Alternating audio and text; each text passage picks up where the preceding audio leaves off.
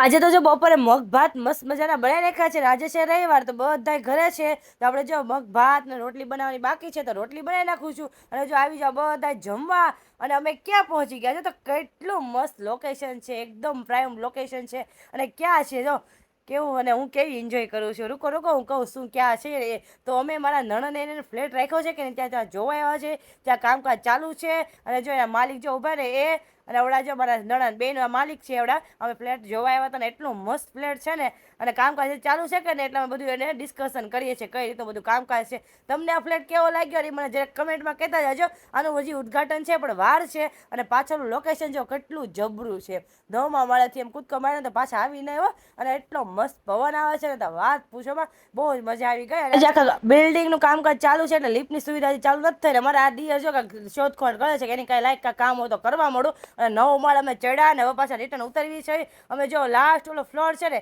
ત્યાં છેક સુધી ચડીને ગયા હતા. કેમ ગિરના ચડ્યા ને એવું ફીલ થાય છે. અને બધા જો થાક ઉતારવા બેસી ગયા. અને બહુ બધા આવ્યા, બધાને અમારી ઘરે જમવાનું હતું. એટલે અમે દોડમ દોડ જો ઘર સાહેબ જાય છે, થોડી ઘણી ખરીદી કરવાની હતી. તો મળીએ કાલે નેક્સ્ટ વિડીયો. ત્યાં સુધી મારો વિડીયો ગમતો તો લાઈક શેર સબસ્ક્રાઈબ. અને હર હર મહાદેવ. હમણાં થોડાક શોર્ટ વિડીયો જાવ છો, કેમ કે કામકાજમાં આપણે થોડાક છીએ કે નહીં, એટલે બાય બાય.